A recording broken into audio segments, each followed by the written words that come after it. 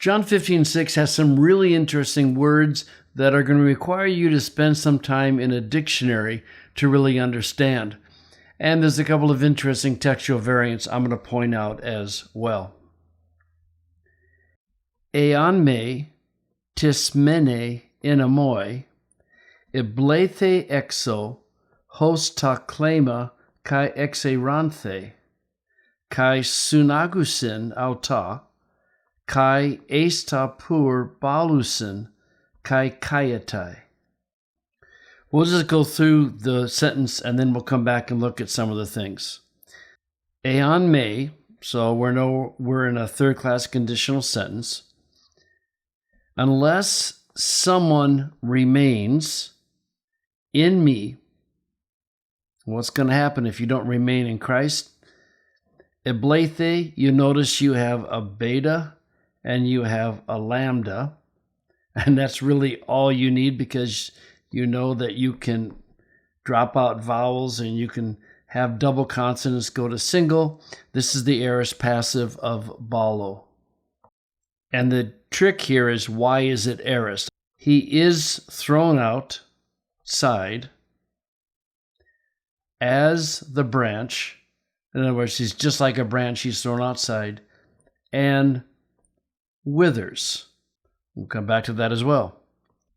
And they gather them, so you have the introduction of a new actors, it's the people doing the threshing.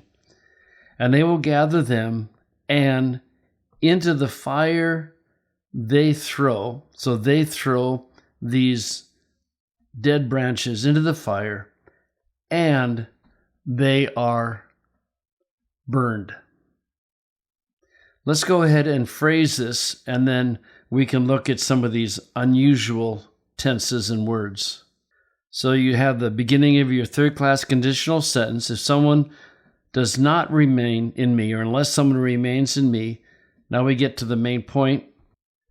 They are cast outside as a branch. And what happens to the branches? So you have your connector, and they are withered. And here's what happens after they're cast out and they wither. They gather them, the branches, and they throw them, understood, we'll check a variant there later on, they throw them into the fire and they are burned. Okay, so here's your main sentence, or at least the first part of the main sentence, that they are cast outside as a branch. So there's your sign of judgment, right? And so we'll say, well, unless someone remains in me, they are cast outside as a branch, and not only are they cast outside, but they are withered. So what you have are your two parallel statements, right? Cast outside and they wither. And another connective. And what happens after they're cast out and they wither? They, meaning the threshers, they gather them, and I guess I would need to do it this way. And they are cast into the fire, and they are burned. So there's your series of verbs. And I guess if you wanted to make the parallelism a little clearer, that these final two verbs go with sunagusin, what you could do is keep that up there and put a tab before the ace, and that means that this connective goes here, and you can bring kayatai over here. So what you have is your parallelism being cast out, and they wither, and then as a result, what happens next? They are gathered, or they gather them, and they are thrown in the fire, and they're burned up. There's probably different ways that you can lay this sentence out to see the parallel structures. So let's go back and look at some of these forms, because there's some things here that are really important. That if someone remains in me, why is this an aorist? Why is this an aorist? Well, there's some lengthened discussions you can go to, and you can look at Don Carson's commentary in the Pillar series, and he has a discussion of it, and in his additional note, he has even more. And what compounds this, or maybe what explains this, is in here, Jesus switches into the present, right? Well, the presents are easier to handle. They're just customary presents. It's a category of the present to describe what happens, just generally what happens. It's axiomatic. And they're presents and not aorist because they are processes, right? There's a process of the men gathering them, and the process of burning, and the process of throwing. So it makes sense that they're presents. But the interesting thing is the aorist, and I think the simplest explanation is that what we're learning in aspectual theory in Greek is that the aorist is used to describe a prior action, and the subsequent action is in the present tense. Carson says that what the aorist is used here is to indicate completeness. The judgment is complete. The judgment is decisive, and that certainly can be possible. But the point is, in English, when we hear a sequence, we understand that it's a chronological sequence, and Greek doesn't do that, and so they use the aorist followed by the present to indicate sequence. First of all, the branches are cast outside. They're taken away from the vineyard, and as they sit there, they wither, and then subsequently they come along and they cast them into the fire, and they are burned up. So it's more of an indication, I think, at least at a minimum, of this idea of sequence. The aorist could also be gnomic, just like the presents are gnomic. This is just generally what happens. If you don't remain in Christ, you're cast outside and you're going to wither.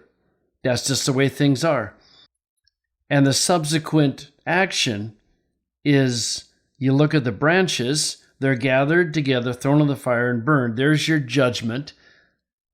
And so also it is for people who do not remain in Christ. So in terms of the translation, aorist passive, I would just do it because they're gnomic, as they are cast out and are withered. They do wither, is a good way to do it. And that way it keeps the sequence going with sunagusin and the other verbs.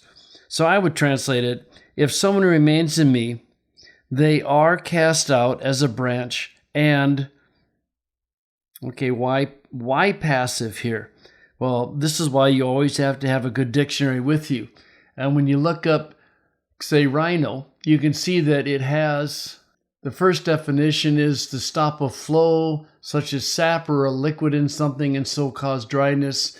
Their gloss is to dry up. But look at this. In the active, it's to dry or dry out. In the passive, it's a sense of becoming dry, becoming dried up, of withering. Now, we don't use the passive to describe that action in English.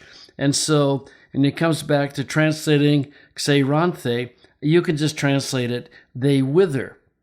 Okay, that doesn't sound passive, but the Greek is passive to indicate the sense of something causing to be withered.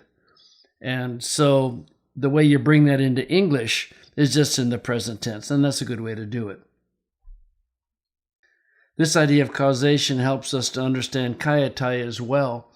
That one of the definitions in BDAG is to cause something to be burned up so as to be consumed. In other words, to burn up. So again, we would translate this. They gather them and they throw the branches into the fire, and the branches are burned up. The other thing that's kind of fun to point out are the variants. So if someone does not remain in me, he is cast outside as the branch, and it withers, and they gather auta. See, what's interesting, you have this variant that goes to the singular auta. Why? Well, because you have a singular branch, and it felt awkward to go to the plural, so some scribe changed it to the singular, so the branch is gathered. But obviously, what's being pictured here is that the threshers are gathering all of these dead branches, and into the fire they throw. And this variant is it adds in P66, it adds the direct object, and they throw them into the fire. So some scribe just felt that we needed to have an express direct object. We obviously don't. Greek does this all the time. But anyway, again, you never talk about variants without talking about their significance. Some people would call these errors in the text. It's just some scribe trying to make the Greek a little smoother, a little easier. And in the case of the auta with the klema, a little more grammatically consistent, but it's unnecessary. All right, I know that was a lot in this sentence, but there was lots of stuff worth pointing out.